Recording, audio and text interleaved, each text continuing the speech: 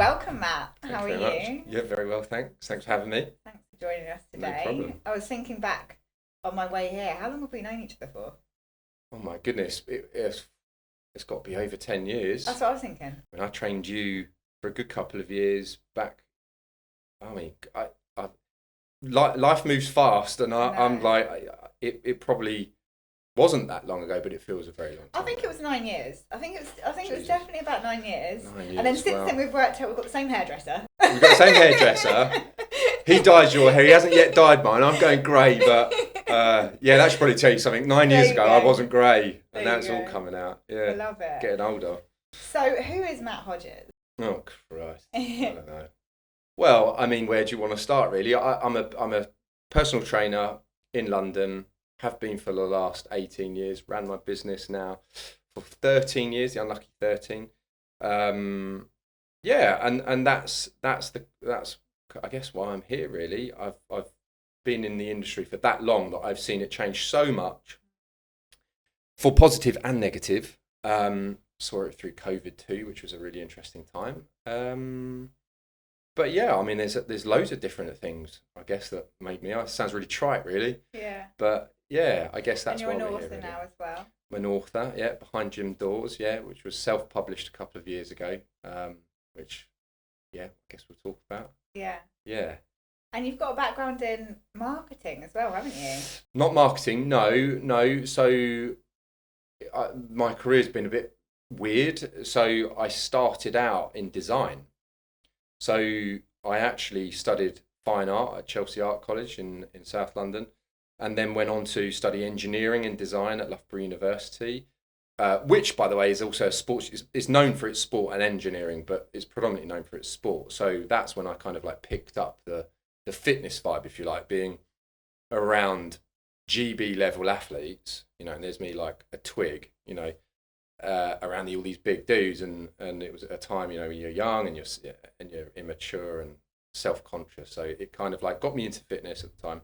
And then worked as a designer in London for a few years, then went into acting, so had a small part in EastEnders and did loads of other little bits and pieces, and then from that people would ask me to train them and do their nutrition, because I was kind of like bigger than most people at the time and looked like I was in shape, and you'd know me because I'd be carrying around fucking Tupperware with fucking boiled chicken and broccoli. I was one of those dickheads. You probably smelt me before you saw me. Do you know what I mean? So like people asked to do that, and I started training celebrities. But I wasn't insured, and it got to the point where I was actually doing quite well, and I thought, I'm not qualified. I need to go and get the qualification. So I went and did my qualification, and the rest is history. Gave up the acting, gave up all the featured extras and extra parts that I was doing on the side, and I was doing fitness modeling at the time, which is very different now, and I talk about that in my book actually. So back then it was the physiques that were doing really well, and we know the same people because we're in the same industries. The physique was like what we call swimmers physiques: broad shoulders, tapered waist, decent abs, but you're not like huge and ripped. But nowadays it's all steroids, and the bigger you are, the more grotesque you are, the sort of more people want you and what you look like, especially with men. Actually, also women now too. But so I gave all that up and became a PT and I've been grinding for like the last, started my business 13 years ago, but I've been doing it for 18. Amazing. And all in London? All in London, yeah. So I worked predominantly North London, Hampstead, Highgate, St John's Wood, but also West London. So I worked for a big period of time in Putney, worked with a lot of rowers, female rowers, a lot of athletes over that way. So yeah, pretty much, west, southwest, west, northwest, and now central. So I have my own private studio in central London, which sounds really wanky, but currently the most exclusive gym in London. It's gorgeous. Yeah, it's thank you. Portland Street, isn't it? Great Portland Street, yeah. It's just one-to-one. My business model is not renting it out to other PTs, which is how a lot of personal training businesses work. I'm very, very lucky. Yeah, I'm very privileged, and I'm very lucky to have that. It's a gorgeous space. So let's take it back. So you said 18 years in the industry, 13 years your business. What have you seen to be some of the biggest changes in your industry? And I know it's such a broad question. So. Yeah. Okay, well, I mean, I've just talked about one about the physical or the aesthetic side of things. Things have gone much more. I want to use the word grotesque because it is grotesque. Because if you knew what was behind it, it's not right. But I've seen the attitude change for the aesthetic. So whereas I used to get a lot more people that wanted to look good. Don't get me wrong. Most people who come to PTs want to look good, and there's nothing wrong with that at all. But there was always this kind of thing of like, well, I want to live more for longer. I want to have better longevity. I want to feel healthier. I want to play with my kids. I want to play football with my kids. I want to do all these things. It's become now of like, I want to look like this person. I want to have this. I want to have these abs. I want to do, and it's like, come on, man. You know, like let's just reverse it a little bit. So this kind of attitude of it's less about function. It's more about the aesthetics, like fashion over function. And I think that's probably because we have social media now and it's aesthetic led, isn't it? It's image led. Instagram is a great example. It's image led. So people want to look a certain way. So that can have all the benefits from looking like that, rather than actually thinking about, well, what's going to make me live longer? What's going to keep me out of being injured? All of these things that are actually more important when you're older. But, you know, look, 20s and 30s, you don't really think about stuff like that because you can get away with it. So that on the aesthetic side, that's a massive thing that's changed. In terms of business, business in itself, as you well know, doesn't really change. The platforms that you do in any business are generally the same thing. But with regards to personal training, back in the day, commercial rates were cheaper. So it was much easier to get your own gym. Now it's almost impossible. You need investors now really to run it. You've also got the added factor of COVID being thrown into that too, because a lot of people went online. So a lot of personal trainers have now gone online because there's no overheads online or limited overheads online. You know, you're not paying gym rents and stuff like that. So business-wise, people have moved more online, and I see that as actually detrimental to this industry because it's taking away the one-to-one, the real, what I call the real one-to-one that you should have as a personal trainer. It's personal. It's not cookie cutter approach, which is what a lot of people are doing. I know so many PTs that went online, and I only know maybe a couple that have done well out because they're good PTs. The rest of them are jokers. The rest of them probably haven't really done that many hours on the gym floor, which is a bugbear of mine because I love people and I love helping people, and that's the point of it, right? You want to help people. I get a buzz from helping people, seeing them go from one, you know, even just weekly, just, you know, getting progress every week. Now I know people will say, "Oh, you can do that online," but it's not the same. So the industry's moved more into this kind of like new wave of personal training, which is online programs, monthly subscriptions, and all of these things. But it's not personal training. It's not. It's online coaching. You're essentially like a life coach to some degree. And if you know, and then they're telling you to go to YouTube to look at the exercise and stuff like that. It's not personal training at all. So I think that's a real negative part of the industry that's happened.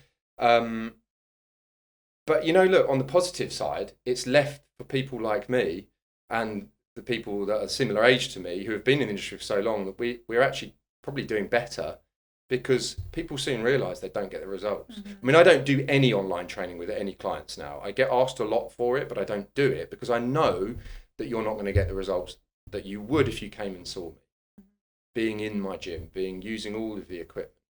So from a positive point of view, we're kind of like, how can I use an analogy? We're like the stones in the ground. We're still here. We're not going to move. We're reliable. You'll always come back. You might go to a different part of the world or whatever and see different things, but the stones are still there and they'll always be there. It's a bad analogy, but you know, there's always swings and roundabouts, isn't there? There's always good things and bad things, and as evolution goes, it depends where you are on that evolution line, really. I guess it's staying in your lane for a season, isn't it? I know from training with you. Yeah. There's a technical element to what you do. Mm-hmm. I know any personal trainer that I've trained with over the years, 100% I know how to train now, right? Started training when I was... You should have done after I've trained you, Sarah. 2023, I might know technique. However, can guarantee you now, if I got in your gym, even after 12, 13 years of training, you would still correct me and be right. Because I have still fallen into habits of doing a certain like action in a certain way where your glute's not firing there properly, or that's not doing that right there. Yeah. So you're so right about actually getting the result and the technical knowledge that you have. How can anyone ever get that from looking at a video, or if you've never even done that? Exactly. Yeah. I think you've hit the nail on the head there. Actually, it's like technical knowledge. You use that term, technical knowledge. You only ever learn technical knowledge by doing, like, or experiencing it yourself, right? I've injured myself no end. I mean, I talk about it in the book quite a lot. So for everyone out there who's got back issues, I know how it feels. But you learn from doing. And if you've not spent time on the gym floor, you're not going to learn all the issues that everyone comes with. And everybody's different. Again, goes back to, that's why it's one-to-one personal training. It's not group sessions and all of this silly stuff that we're now seeing. But also understanding people, like that's a huge portion of this industry, is understanding how to talk to people, getting into their psychology of why they do what they do and what they need, and conversing. And this is another thing that again, will go back to the social media thing. People have lost the ability to talk to people and communicate with people, and understanding how to listen. People tend not to listen. PTs are the fucking worst for it, because they all think they know what they're talking about and they all think they're right. And that is a big issue with our industry, which goes much, much, much deeper into why personal trainers become personal trainers, right? A lot of people become personal trainers because they're insecure. A lot of people do personal training because they've got results themselves and they enjoy it and they see the benefit, and then they think they can teach it to other people. But the reality is very, very, very different. I see it more with women than I do men. We have way more male personal trainers than we do female personal trainers. And I don't know of that many good female personal trainers, and I'm sure there are tons out there. Sure there would be, but I haven't met that many that are that good. And again, I talk about that too, and I think I figured out the reasons why. Because it's a lot harder for women in this industry. It's a lot harder, and they don't last for as long. So I'll give you a great example, okay? If you have a male personal trainer that's really big, looks like a rugby player, okay? And you had a woman that looked like a rugby player who you know, and we're talking like not like a beefcake bodybuilder size, but someone with a bit of chub on them. Who are you going to trust more? The guy. The guy, yeah. Right? But why? Well, yeah, you tell me. Go on, why? I guess because, okay, the Western ideal of a female beauty is maybe not that. Therefore, for me, I wouldn't want to look like that. Right. So that would start to play on my mind of, if I trained with this person, am I going to end up like X? Yeah. Whereas like the guy has somewhat bought into that archetype of what an attractive man would look like. So you're like, he knows what he's doing. This is all, and I've just psychoanalyzed myself in a very, that would just happen momentarily. Yeah. So it's and yet you've not even considered that female could have had so much more experience, have the knowledge that it doesn't matter, does it? Yeah. It doesn't matter. And that's where women have a real trouble in this industry. They cannot break through that aesthetic of like, well, if you don't look like how I want you to look like, I'm not training with you. Wow. And I've seen it time and time again, and it's fucking hard for these women to do. They're in competition with us for no reason really, other than a perception of themselves. And I've seen some really good girls. I mean, I've employed the really good girls leave because they just they get annoyed with it. They're sick of having that all the time, and it's really unfair. So we don't have a good filter of good people anymore, I don't think. But you know, look, I guess in any industry it's experience, isn't it? The best people that I know are the ones who've been in it the longest and have stick to their values and realise that, you know, it's not one approach fits everyone. And we're just a bit more old school, really. Yeah. And then you've got that question of like money on it as well. The financial thing for personal trainers is huge. Everyone thinks, you know, I'll become a personal trainer and I'll learn shitloads of money. Well, you can do, but man, it takes a long time. It takes a really long time. And then you've got like the celebrities like Joe Wicks and, you know, all the Americans. I can't remember this. In fact, I won't say it because he's in my book as well. But, you know, they are like glamorizing making 6 figures, 7, 8 figures. You know, they are literal unicorns in this industry. But people think, well, if they go online, that they're going to do the same thing just by the way they look. Doesn't happen. And so it's, few. It's sustainability. I think we were talking about this just before, weren't we? That in any business, no matter what someone is putting out on social media, you have good months and you have months that are maybe not so good. You have good seasons and not. To have longevity in everything, it is not all one way. And I think that's the thing about social media, that's not really publicised. Not at all, no, because no one wants to see failures, do they? And is that a failure though? That's actually reality. No, that's the reality. No, you're spot on. You're spot on. But the attitude would be that it's a failure. So I talk about this a lot in the book because with this book, I wanted to, number one, be entertaining to people. It's a funny book. It's about all the horrible people that I've dealt with, and I deal with the much higher end of the market. So the billionaires, the millionaires, I hate the word, but celebrities as well. It's a different demographic, and these people are extraordinary. They are absolutely extraordinary in their own right. We can talk about it later, but I'm going to blow my own trumpet here. I would probably be considered as one of the top end trainers in London. I personally don't think I am because I'm not where I want to be. I'm not as what I think is as successful as some of my peers and where I want to be. So I wouldn't class it as that. But the point I'm trying to make is, right, that over 13 years, I've made more money in some months that people make in a year, but I have been bust more times than I've made that money. And so if you were to put it on a graph, right, earnings on a graph, it's like this, and then it's crashing. A bit like fucking insulin levels, blood sugar levels. It goes up, down, up, down, up, down all the time. But the times it's been down have been more times than it's been top. And no one talks about it. And I'm sure if any area PTs are listening to this podcast, they'd appreciate that. And hopefully they get solace from that there are really low times. There are dude, I've had times when I've probably earned maybe like £100 to £200 a week, where I've looked at bar jobs, while I've got a studio to pay for, and because no work's coming in. It's the reality of being a personal trainer, especially those who have just qualified. If they don't go down the right routes of being sustainable, a lot of PTs should go and work in club gyms, really, to just cut their teeth and try and build a client base on somebody else's time and money, not their own. A lot of them think they can go freelance straight away. This is another example. Don't want to go on too much of a tangent, but I had a guy contact me who wanted to become a PT, and I said this exact same thing, right? This is what you should do. And actually, I'll tell you two stories. One female, one guy, and he basically said, well, my plan is to get qualified, and then I'm going to go and train celebrities. I was like, all right, how are you going to do that? Like, tell me how you're going to do it. Do you know what he said? He said, I'm going to go and knock on doors. I'm like, dude, you're not going to even get 6 months being a personal. You're not going to survive, because that's not how it works. It's not how, number one, celebrities work. They'd be fuming if you knocked on their door. They probably wouldn't even answer the door. But you don't get work like that, right? And the other one was a girl that did a similar thing, and she said she was going to qualify and then go and work in Formula One.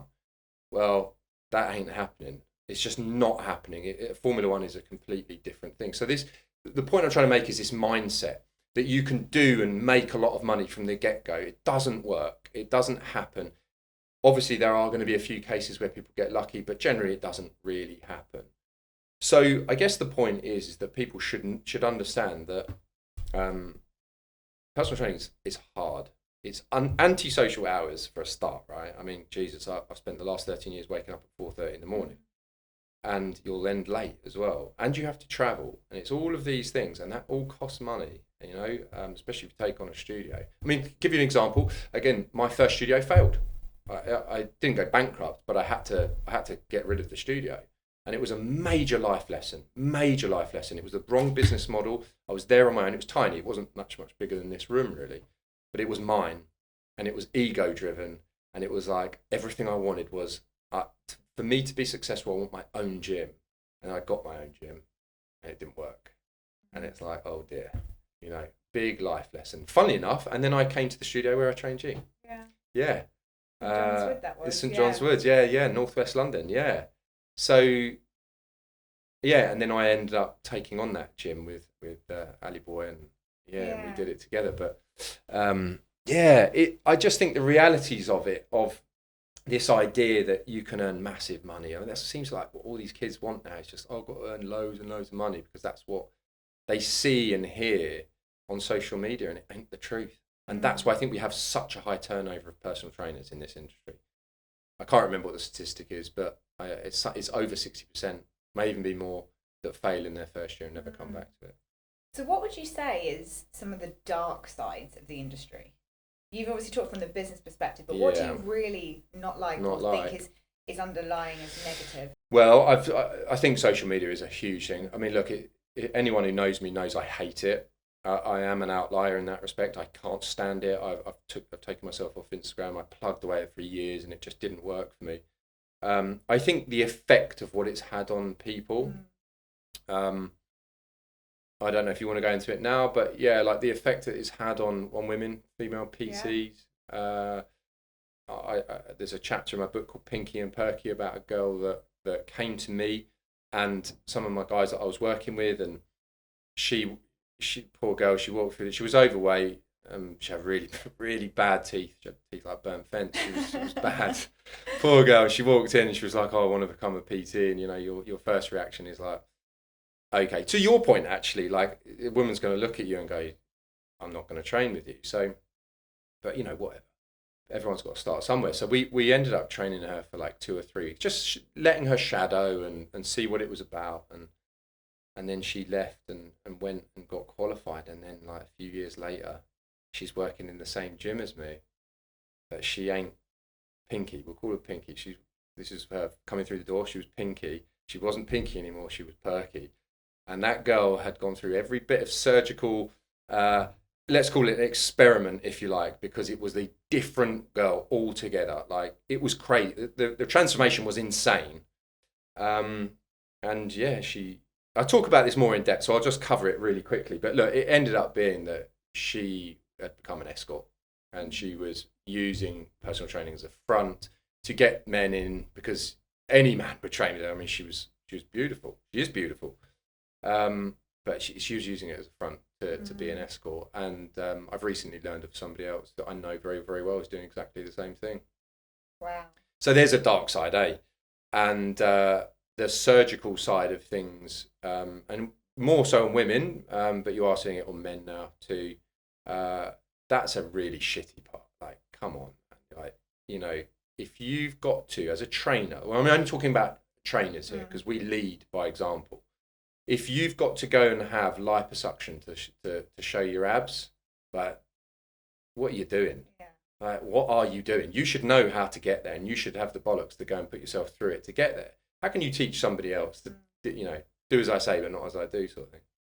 So that's a really dark part of the industry. But there are so many. I mean, let's go there for a little bit longer, because I think what's interesting as well is, my business, it's all younger women, this Generation Z, and they show me the strangest things, like this Facetune app, right? Have you seen this? Oh, the filter thing. But not the filter. You can like change the size of your waist. Oh. And this kind of stuff. So you can make yourself not actually how you are in real life, right? Yeah. So psychologically, I'm kind of going, wow. Is this where we're here? So when you're a trainer and you get someone come through those gym doors and they are like, I want to look like this. Yeah. That must happen a lot now. Yeah, a lot. And so is it more common than it was? And what do you do? I've said it. Yeah, I said it before. It is more common. And yeah, what do you do? Well, you look, I'm in a very privileged position where I can turn people away. I have that ability to do that now. And so if somebody doesn't fit what I do, scientifically what I do as a practice, then I'm not going to work for you. You're going to hate me as a trainer because I'm scientific. I look at biomechanics. I don't give a fuck how you look, because it's a byproduct of being strong and being able. And I wish people respected that more. So I will make it very clear. You're not for me. Go to a transformation company. There's plenty. There's an amazing one in London. What do we do with that sort of stuff? Like, I've just got to an age, Sarah, where I just don't have the energy for it. Yeah. And I don't want to sit there and convince you over a year that this isn't healthy. I just can't be bothered. And surely, like you said, like biomechanically, right? Let's take like the Brazilian butt lift, right? That kind of big butt look. not everyone is going to be able to get that. Of course Correct they me if I'm can't. wrong. Like, Of you course can't. they can't. No. Do you know what? That's a really interesting point. So like 13 years ago, what you used to get were women coming in and saying, I want to look like Kate Moss. Yeah. And funny enough, I opened the book. You'll remember this. I opened the book with the Russian model that I trained. Yeah. So this story, I'll go over it. This story is about a Russian model that came into the studio that went under, actually. And I start the book with this because it's very short. And she comes in and she's like rustling. So like as she moves, she rustles. Yeah. Like, what's going on here? And she was all clothed in like lycra and stuff. So you couldn't see anything. But as part of the sessions, we really go into it. And then one day she's on a bike and she's fucking rustling again. I'm like, what the hell is this? It didn't sound like a trainer. When a trainer squeaks? It wasn't like that. It was like crisp packet. Oh, looking at this guy. And she was coming out weird shit. She was like, she was talking like she was writing for Cosmopolitan. So it was all of these weird things that she was like, oh, should I eat cotton wool to lose weight? Like, there's all these weird things that this woman had. Anyway, look, she passed out on the fucking bike, honestly. First person ever in my career to have passed out in a session. There have been a few who've come close, but she passed out. She fell off the fucking bike, like Tom Daly off a bike. And turns out she'd wrapped herself in cling film. I remember. Do you remember that? And I'm shitting myself because it's never happened to me before. I'm first aid trained, but I've never had to use it. Thank God, touch wood, I'll never have to again. But yeah, and she's passed out. And like, what do I do? So anyway, look, we call the ambulance, and it turns out, yeah, she wrapped herself in cling film. But that was like back then. Wow. Extreme methods of weight loss. And I talk about this a lot in the book because there's so many ways that it is predominantly women that read bullshit and try it and think that they're going to get really quick results. There's so many diets, isn't there, that that are out there that ultimately just comes down to calories in versus calories out. But yeah, look, that's another dark side to the industry, isn't it? It's bad information. Yeah. And there's a lot of it. And I guess there's lots of trends. Like you see, like we were saying, when I probably first started training, it was be skinny. Yeah. Then now you're a little bit more curvy. But yeah. Apparently the skinny is now back in with the youngs. Okay. Because you've got to keep buying the next thing. So we're taking our body through these extreme procedures or, ways of operating. So what would you say to someone who is coming into training and is just a bit more neutral? Like, what is a healthy way to train? How should one approach their training? Oh, that's a good question. Okay, so your approach to training is subjective, right? It's whatever you want to get from it, and that's really the most important thing. So look, I've bashed being the aesthetic side of things, but there's absolutely nothing wrong with looking good. It's good to look good. Everyone wants to look good. Everyone wants to feel good. But I think, my core principle with the MPH method is that we should all be healthy from the inside out. So we've got to sort your nutrition out for a start. And the majority of the time, if you sort your nutrition out, the body follows, right? So you can look good just by eating properly, not dieting, just by eating properly. Everyone has a set of abs. Everybody. You've just got to lose that fat on it. So we don't need these extreme weight loss gimmicks that are out everywhere. But if you're kind of like a neutral of like, you come to me and you just want to feel fitter and stuff like that, it's the same process for everyone. My process is a process. It is the same with everybody. It's just the exercises and the management around it are different to suit you and your lifestyle and your body. Another great business in London is Ultimate Performance, run by Nick Mitchell. Do I agree with a lot of their stuff? No, but it doesn't matter. Their principles are principled. They have a set way of getting transformations, and they're good and they get results. So you can't knock them, and they've got a great business. So, generally speaking, like I said before, people will come to me not for transformations anymore because I don't like doing them. It's more about longevity, health, back rehabilitation. That's my speciality, is lower back rehabilitation because of my back myself. But yeah, people will generally come to me, Sarah, with better intentions these days because I'm more established. People know who I am, and that's how I get my business, is word of mouth. So I'm lucky in that respect. And so what do you think about, first, we talked a little bit about female identity and the fitness industry and cosmetic surgery. What do you think about male identity? How is that impacted by? Yeah, it's going the wrong way. I wrote an article a good few years ago about Love Island. It's still published on my website, thempHmethod.com. It's still published on there. And this was a long time ago. This was like second series of Love Island, I think. And I was talking about, it was the time when I actually watched it, and I was looking at these men on it, and I was thinking, right, well, you're 18 years old, and you got more muscle on me, who's been training for like 10, 12 years solidly. How have you done it? And it was clearly obvious that there was something else going on here. I mean, I can spot steroids, growth hormone use a mile away, and it's obvious to me. It's obvious to me. And also from where I've come from as well, and who I know and trained and stuff, and I'll talk about that as well if you want. But more men are using steroids now than ever. And it's not just bodybuilders that are using it. It's your Joe Blogs that are Friday night lifters that want to go into Virgin and do their arms and their chest. They do it for 6 months. They ain't getting the results because they don't know how to train properly or eat properly. So what do? I want to look like him from Love Island. And so they get on steroids. And I wrote an article about this, and I had a representative from ITV threaten me to take it down. They were going to sue me for it unless I took it down. I didn't. Fuck yourself. Come after me. I'm not saying anything that's not opinion. So I really think that men are going a bad way, not just physically, but also mentally too. Male suicide is its highest rate right now. I read a stat somewhere. I won't quote stats because you never know where they're from or where they're sourced from, but it was extortionate amount more that men commit suicide than women. Wow. And men tend to use fitness as a kind of as a way of helping their mental health, which is absolutely bona fide. But there's a vast amount of men that use fitness in as a guise to make themselves better, but underneath it all, they are super insecure. I mean, look, I used to be a big dude. You know, I was working as a fitness model, so I was always ripped all the time, and I was miserable all the time. Miserable, lost a lot of friends, very selfish person.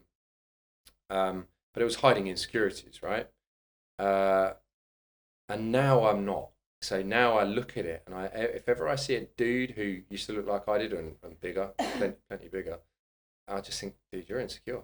There's something going on there. It's not right. And it's the same with women. If I see, boobs on show and all the face and whatever, it's like, what's going on here? But I guess that's just age. Maybe and maybe we get more comfortable. Maybe we don't. Yeah. Maybe you've seen so much of the industry. Yeah. You kind of like. Yeah. You're like, I'm just going to be me now. Yeah. I wish more men talked about it. I really do. We're going through this phase of like more men are being able to talk about mental health. And I'm starting to dislike that term mental health because it's branded about too much. It's a bit like saying I love you to somebody, it's used too easily. Everyone has mental health, but does everyone have mental health issues? Of course they do, but they're varying, isn't it? It's a spectrum. I think that we tend to put the plaster on things rather than actually get to the cause of things. And I think fitness is being used as a plaster for a lot of people. Whether you think that's right or wrong, it doesn't matter to me. I just think if we could address what the real issue is, then we wouldn't need to go down this route of looking a certain way. We wouldn't need to be huge and intimidating and put my abs on Instagram and how many women I'm getting. And unfortunately, there are people that are now becoming role models that are pushing that. Again, I won't hark on too much about that, but there are a few people that are probably doing more bad than they are good. And hopefully, I'm nowhere near as successful as a lot of people on Instagram. Not successful at all on there, but if people did read that, they would hopefully could find solace, as a man, could find solace that there are other people going through the same thing. Because I talk about it a lot. I talk about my own insecurities and how I beat it and how I use fitness as that plaster that I'm talking about and how that doesn't have longevity. It catches up with you. It really catches up with you. And I really connect with you from a female experience of I was someone who had an eating disorder when I was 16. That was a 2-year battle. Yeah. Critical battle. Yeah. But there were still years of working through that acceptance of self and a healthy relationship with food, a healthy relationship with training. And I think it can sometimes go the other way if you've had such an extreme experience where I know I went through it, am I too obsessed? Yeah. But it's almost like, no, there's a healthy relationship to have with food, with training. Yeah. but allowing yourself to find that too, and have, like you said, role models that talk about it and talk about and support someone in finding that too. Yeah, I think it's really important. There is something quite sinister going on, and it's from personal experience. There is something quite sinister going on with the press and mental health. So when I released the book, I employed a PR agency and spent just a ridiculous amount of money on PR to try and get it out there. And no one wanted to know. And it didn't matter what angle that we went for. So the book is predominantly gossip, if you like, with celebrities and all the weird experiences I've had with billionaires and millionaires. But there's an undertone of business in there about teaching other PTs how to do this and what mistakes they shouldn't do and all the things that I did. And then there's the other bit, which is all the mental health stuff. And so we pitched to the press all of these different facets, and they didn't want to know. And the last one that we went for was the mental health thing, because it's not a book about mental health per se. It's more fun. I wanted to make fitness funny again. So we pushed that, and that didn't necessarily work. So we were like, well, our last chance here is, you know, the key word, mental health. Let's talk about that. So we sent press releases out about mental health. No one wanted to know. No one wanted to know about it. And you'd think, well, in this day and age where it's really important and everyone's acknowledging it, the press would want to know. They didn't want to know.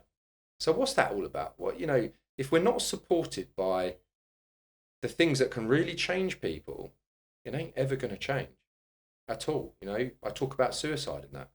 They didn't want to know. And that was really interesting to me. The PR agency, and I think this is bad too, the PR agency also put me in contact with quite a well-known celebrity who has set up a foundation for men. And he set up a Facebook page for this foundation where he invites men to talk about their mental health. Okay, so I went on it. And I'm scrolling, and all I see is just negativity. And they're people's real experiences.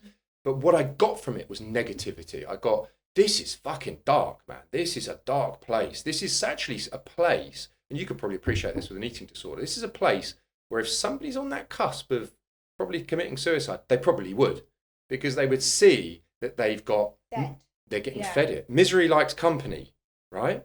So I was invited by the owner to join this, and I put a post in that completely contradicted all of this and gave hope to people and said, this is the experience. You don't need to be like this. There is a way out, and these are the ways that you could try. They didn't even put my post up. Wow. How bad is that?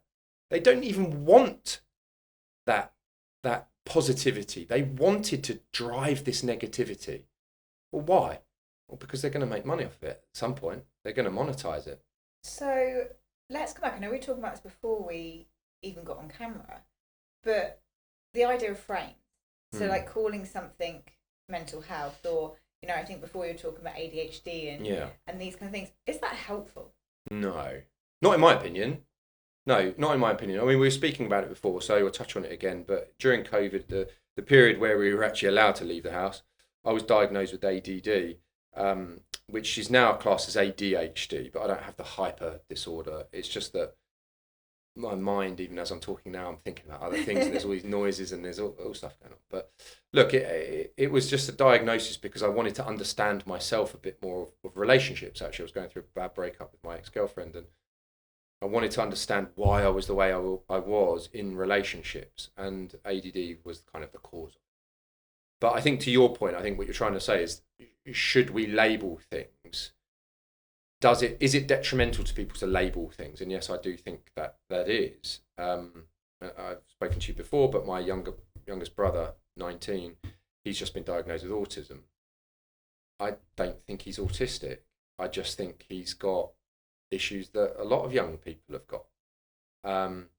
He went privately to get it done, to get the diagnosis done. Well, what's the incentive for a private company to do it? There's money, isn't it? Right? So I think, and he's now using that as I can't go up and ask that because I've got autism. Like, come on, man, it's a crutch. You're labeling things to stop you from doing something that feels uncomfortable. And I think we see this with the younger generation. I'm going to sound really old here, but we're seeing this with the younger generation where they want excuses for everything to stop them feeling uncomfortable, or anything that requires hard work or making you feel uncomfortable. And I think we're then going to get into go into business, we're going to have a huge issue when these kids are our age and they haven't got a clue what it is to run a business or be in a business. And we spoke about it before, like failing, not necessarily failing, but not doing well in business. It's normal. You can't be perfect all the time. You should feel uncomfortable. Success is driven from being uncomfortable. So then would you go as far to say that this whole kind of wave of labelling or finding identity in frames or mental health is creating a less resilient culture? Yeah, 100%. Yeah. Yeah. I think there's a lot to unpack there, because it's not just that, is it? It's not just a label that gives people the excuse. It's their upbringing. It's all of those things that are put in that whole thing of resilience. You know, kids are. I'm going to sound really fucking old here, but when I grew up, I climbed trees.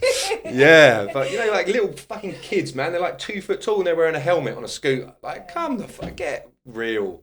They fall over. It's like an ant falling over. You know, like they're not going to hurt themselves. Like, it's just silly. It's like cotton wool syndrome, and I think as these children have been mollycoddled all the way to the point where they're an adult, they don't have that resilience, and so they use these excuses of, oh, I've got anxiety now. Like, we all have anxiety, more so than most, I think. Well, I certainly do, but I'm not going to then cry out and say, well, I'm suffering from anxiety and I need time off. And I think that's the key, isn't it? I run my own business. If I have time off, I'm not earning money, and so you'll have to do it. And that's the point, I think, with a lot of these generations, is that they don't have to do it if they don't want to, or they think they don't have to do it. You know, kids don't have longevity in companies anymore, because if they don't like something, they'll leave. That's not cool, man. That's not a good place to be. And then they'll hide behind labels. But that's just my opinion. I'd probably get a load of people shouting at me for that, but that's just my experience. And so let's go to your book, right? Your book's called Behind Gym Doors, as we know. Mm-hmm. And it is good. It is really freaking good, right? I love the tone. I'm listening to the Audible version. And you called it gossip. Yeah, it's not really gossip, is it? It's incredibly hilarious stories. To my detriment. A very interesting career. Yeah. And yet you illustrate great points. Yeah. So tell us one of the stories that comes to your mind now. Oh man, where do we start? Well, the book is broken up into like chapters, or like what I call like umbrella chapters. So what I'll do is I'll choose a poignant issue that we have in the industry. So one is called Mystical Holistical, and what that umbrella chapter is about is the wellness industry. And then I illustrate my point with stories that have happened with me and clients within that sphere. Another one is, social psychosis. So the umbrella is about social media, and then I illustrate it with points of clients. I mean, there are so many stories in there that are just wild, because it has been a wild career. But look, I've been on a few other podcasts, and everyone wants to talk about cabbage soup. That's the horrible one. Then. Well, you want me to do that? Go on. Oh, jeez. Oh, man. So cabbage soup falls under the weird world of fat loss, the weird world of weight loss. It is. So it's about the issues that we have with diets and all of these things. And then I illustrate it with a story called Cabbage Soup, which is about an American lady that I trained who came to me for the MPH method, which is an 8-week intensive method that I did with actors and actresses to get them in shape for films and TV. So it requires 4 training sessions a week, a massage a week, and you get all your hormones tested, blood work, urine work, whatever you need. Meals to your door. But the point here is it's massage. There's 1 massage a week. And at the time, I used to be the massage therapist. Used to be is the key word here. So yeah, she trained with me, and then she trained at the gym that I was working at, and then she wanted me to train her from her home. She had a magnificent home in Maida Vale, and I'll explain to you the layout of the house because it's quite important. It was a big fucking one of these big old houses, and she had her own gym, right? So to get to her gym, you kind of like walked in and you went down like this glass alleyway. And the glass alleyway was like glass on either sides. And she had like manicured gardens with beautiful flowers, and the windows would open. So you'd like, it was a summertime. This happened in summer, which is really poignant for the story. Summertime. And you could smell the flowers. It was lovely. And then at the end of the door, it opened up into a swimming pool. And she had this most magnificent black swimming pool. Beautiful looking thing, like a long stretch swimming pool, black. And then to the left of that was her like therapy room. So she had like a jacuzzi or a sauna. I can't remember. I never went in there, and then like a massage room. And so I used to give her a massage each week, and perfectly fine. But she was one of these women that tried everything, like tried every known diet that you could possibly think of. And she was from LA, by the way. That's important. So she had that kind of Hollywood LA vibe about her. Very, very successful in her own right. She was very, very wealthy. But one day I turn up and there ain't no smells of flowers coming through. It smelled like cabbage. It was fucking disgusting. So, like when you walk into an old people's home, it smelled like that, but 10 times worse. Like, whoa.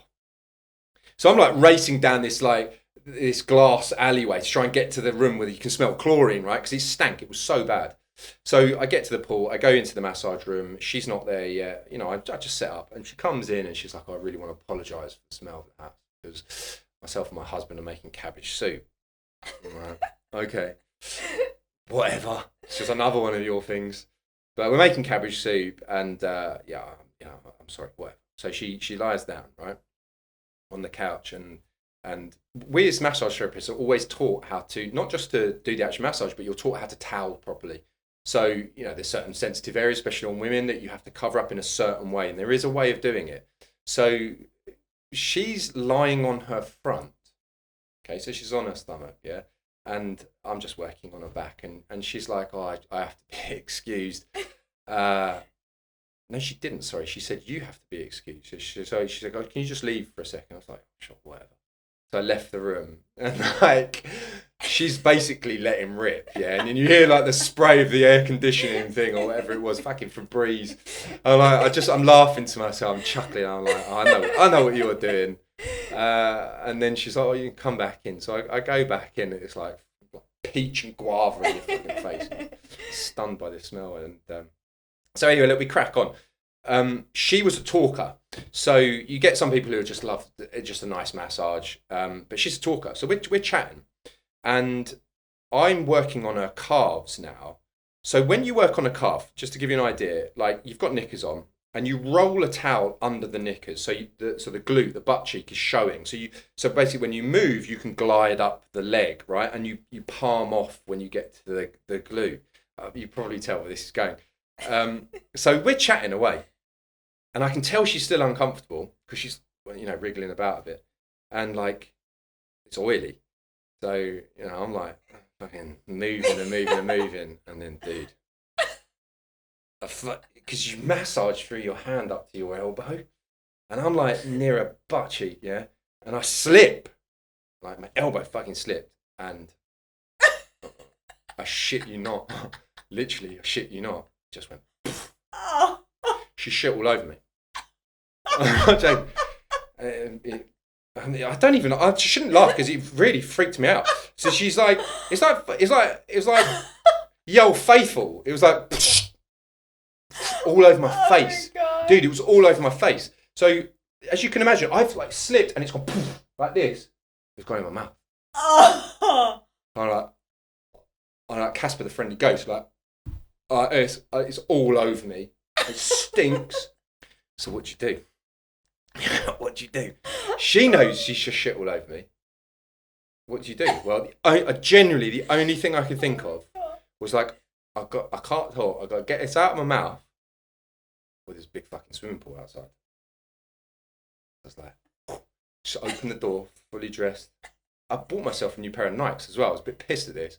I was like, ran straight into the pool. I'm just dive straight in, right? And I'm like, clawing out my mouth, like doing all of this stuff. And I'm under the pool and I don't want to come up for air. And then I like look up because it was all lit and I see her standing there. And man, she fucking lost it. She like properly lost it. Get the fuck my house. She went mental. There's me, like fully clothed. My phone's in my pocket. I've got brand new trainers on. And I was like, okay, I'll get my stuff. I think I left half of my stuff there. I just wanted to get out. I think I got my car keys. And I was like, okay, I'm out of here. Got into my car. Got another client, by the way, but I'm drenched. And and then like a few days later, she sent me a bill for like $3.5, $4,000, I think it was. Because I ruined her pool. Her whole pool had to be cleaned out because it's got excrement in it. So I was like, I'm looking at this thing. I was like, dude, you shit all over me. No, I fucking didn't. I told her to get bent. I was like, no way. I'm not paying that. You literally pooed all over me. But the thing is, right, I genuinely have, like, I dreamt about it. I was like, I didn't like this. And I can't tell you, I'm not going to tell you what shit tastes like because I didn't taste it. I was just like, get it out of my mouth. But I never massaged anyone again, ever. I still don't. With girlfriends, I don't. It freaks me out. So if I touch them, it makes me feel a bit funny. I don't want to use PTSD because that's a disservice to people who have real PTSD, but it has scarred me. Yeah. So I then employed a massage therapist. Oh wow, that is brilliant. Yeah, God knows where she is in the world. That is brilliant. That's just one. And that's just and just you talk a lot. So obviously you've trained a lot of wealthy people over the years, a lot of famous people, and you talk a lot. I remember there was a great chapter on shagging your PTs. Yeah. Not me, by the way. No, but like, not me. There's this culture, isn't there? There is. Does this actually happen? Yeah, it does. Not as often as people think it does, but the chapter you're talking about is a chapter called Johnny, which was an Aussie guy that we worked with. He was having an affair with one of the women that we were. I was employed at the time, and we were training, and he was having an affair with one of the women, and her husband found out, and he came in, and it was all a big hoo-ha. But, look, one of my best mates is Mikey, call him the danger toddler. He's short and he's fucking dangerous. And he's just, honestly, he's like a rampant rabbit. He's terrible. He's terrible. He's the most unprofessional PT I know. But he's a really, really good mate of mine. And, he's made his way through quite a lot of clients. So it's a thing. It's a thing with some people. Mm. Like, if you have terrible morals like that idiot does, you will get that. But I think you'll know. I mean, look, you and I train together. I'm hoping that you will have never have got that vibe. And I make sure that happens because we're in a one-to-one environment, especially in my exclusive gym that I've got now. It's just me and the client. And funnily enough, actually, since I opened that, I've been propositioned by a lot of men. Like, I get propositioned more by men than women. Wow. Because gay men generally look after themselves more and they want PTs and they've got the disposable income. So they tend to come to me and they're in a closed environment where no one can see or hear. So, yeah. But, look, there are PTs that do sleep with their clients. And do I blame them? Like, my whole business is built on professionalism and privacy. So I don't want to tarnish that. There have been plenty of chances where I could have done. But I think it's a funny one. I don't blame them who do because you're in such close proximity with people and you get to know people. It's a bit like dancers, when you're dancing with people, the Strictly Come Dancing virus or whatever they call it, where they often fall in love with each other. It's a similar thing. You can do, especially if you've got good results for people. They trust you and you've really had a positive effect on their life and they find that quite attractive. You're dealing with their bodies. And you're dealing with their bodies. It's a natural thing, isn't there? Yeah. And you see people in their worst moments, right? And if you're okay, and if you as a woman, let's say you and I were training, and I've got you really good results, which I did, by the way, but I've seen you at your worst, and you know that I don't give a shit. I think that's probably quite attractive, for anybody. So, do I blame people for doing it? No, of course I don't. It's not my gig. But it certainly happens. Yeah. Certainly happens. It happens a lot with women, the female PTs, as you can imagine, because there's more men that would pay for that, to be trained by a woman. Yeah. So yeah. But look, I surround myself with good people. So my guys wouldn't, apart from Danger. Yeah. He's probably still at it now. To be fair. So let's talk about the book itself. You self-published, and this was, you wrote it in COVID, right? Yeah, the first lockdown of COVID. Yeah. Why did you self-publish? Oh, good question. Well, so I won't bore you with a huge amount of this, but I wrote the book because a very famous book came out by Adam Kay. I think it's Adam. You might want to check that. My memory's so bad. About the NHS, and it was the guy's a bit of a comedian, and he wrote it with like little diary excerpts. It's really clever. It was great, and it did extraordinarily well, and they made a TV series out of it. But at the time, my clients were like, Matt, you need to start telling people some of the stuff that's happened to you. You need to start talking about these people that you deal with and the situations you deal with. And I was a bit like, I'm not a writer. I don't really care. This sort of stuff is normal. I've spent 18 years with weirdos, right? It's normal to me. I don't care. I don't see things the way other people do. But when Adam's book came out, my girlfriend at the time was like, you really need to do this because you could do this better, and you could do it in a similar format. So I kind of like used that as inspiration. And so I started writing. And I started writing just a couple of the really big stories like arm wrestling, Russian mafia. And my girlfriend at the time was an producer at the BBC. And she had a lot of contacts. And she said, well, actually, I know Adam's editor. So I'll send some of your chapters to his editor. So which is what I did. And she really liked it. And so she then forwarded it on to one of the big 5 publishers. I won't say who that is. And so I went through the steps of what normal publishing houses would do. So you go and you meet the editor for that genre and you discuss, and over a few weeks that you start giving them material and blah, blah, blah. She really, really liked it. She's a lovely lady. So I've not got anything bad to say about her. But I do have something bad to say about the system, how it works with publishers, traditional publishers. So it eventually goes to the whole board of editors, from what I know, and they get to talk about it. So you get the children's editor, you get the non-fiction, you get the fiction, you get blah, blah, blah, blah. And a couple of them took umbrage with some of the things that I was saying. In particular, there is a chapter called Bunch of Grapes, which I talk about female hemorrhoids in, and they took real offence to it, which I just found crazy, because I was like, if you think that's the most offensive chapter in this book, fuck, wait till later. Yeah. So they and that's normal, right? You have to work with editors, so they'll say, well, we shouldn't put that in there. So I was like, oh, whatever. I just wanted to be published. It was an ego thing. I just wanted to be published. So I started editing, and then unfortunately, Black Lives Matter happened, which changed the demographic of publishers, of who they wanted to represent. You know, I am middle class, middle-aged white man. I then ended up becoming at the bottom of the barrel, and I was let go, and I was advised, I was actually, in her words, you're climbing a very tall ladder here, so we suggest you leave. So I was a bit like, no, she didn't. She said, I suggest you go and get an agent, is what she said. So I was like, okay, well, that's what I'll do, under the presumption that I'd get an agent and be back in with the publisher. So I did the whole agency thing. I must have sent out over 100 applications to agents, and I got interest from 3. And one was just a load of bollocks, couldn't be bothered with it. It was nonsense. And then there were 2 that I was in discussions with, but one was quite interested. And so I was like, before any contracts were signed, I started sending material, and I said, well, what would you do with this? Because what the agents do is they channel your material so it suits the publishers. And I talk about the 3 amigos, so they're my 2 best mates in this industry, Mikey Danger and Irish. And Irish, just to give you an idea of who Irish is and what he looks like, he's a big motherfucker, bald head, ginger beard, and he's got a thick Irish accent. So you read a lot of the verse when he talks in this book in an Irish accent.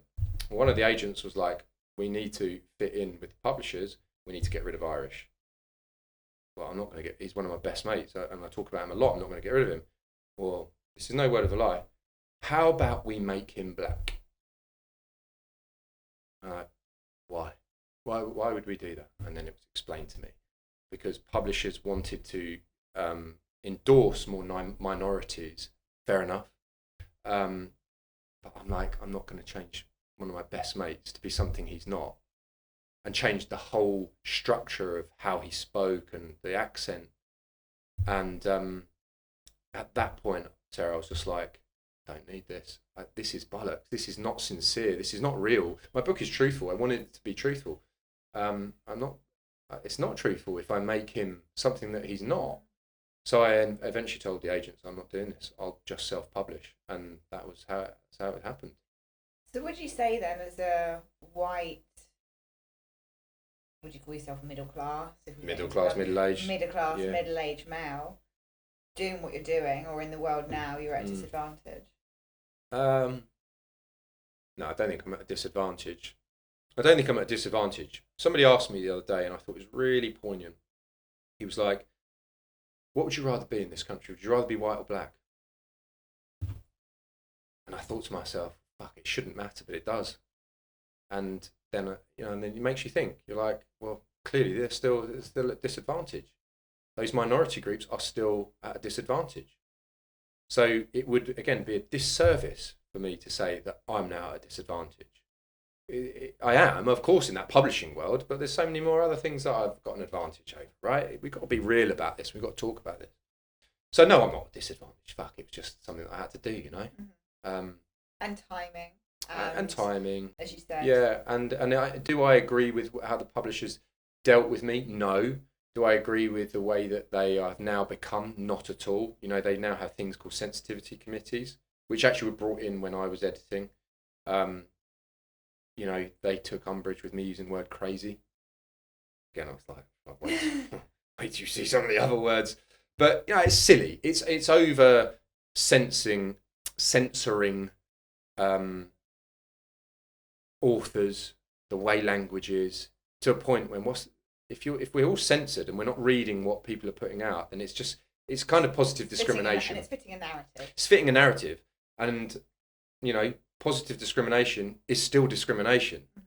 So I don't like that from traditional publishers. And, to be fair, it's much easier to self-publish now. So go fuck themselves. They're going to be a victim of themselves, really, because more and more people are going to self-publish and more people are going to do well out of it.